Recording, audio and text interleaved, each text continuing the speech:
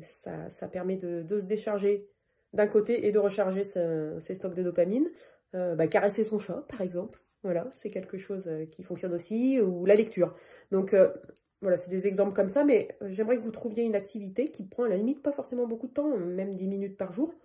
Et que vous commenciez à réfléchir à ça pour vendredi. Et puis, deuxièmement, pour inclure toute la famille, et donc notamment nos ados, évidemment, ce qu'il faut également, c'est jouer sur l'alimentation.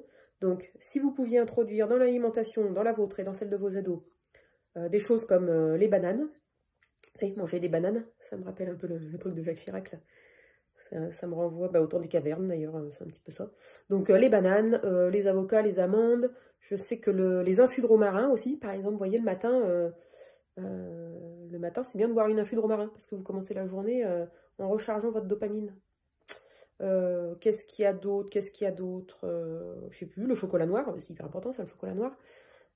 Et puis, pour ceux qui sont fans, la morue, par exemple, c'est super pour recharger. Enfin, ça recharge pas la dopamine, en fait. Ça apporte des précurseurs du neurotransmetteur. On va pas rentrer là-dedans.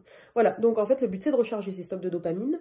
Alors, évidemment, c'est pas miraculeux, hein, c'est pas parce que vous allez manger une banane par jour que vous allez, ou que votre ado va plus avoir besoin des réseaux. Mais ça rentre dans la biochimie, voilà, dans la biochimie du corps, et c'est pas anodin, vous verrez. Donc c'est pas miraculeux, mais par contre, c'est hyper facile à faire, donc on n'a aucune excuse. Allez, je vous dis ciao, et on se retrouve vendredi. J'espère que vous êtes prêts pour le défi détox dopamine, parce que là, ça va piquer. Salut!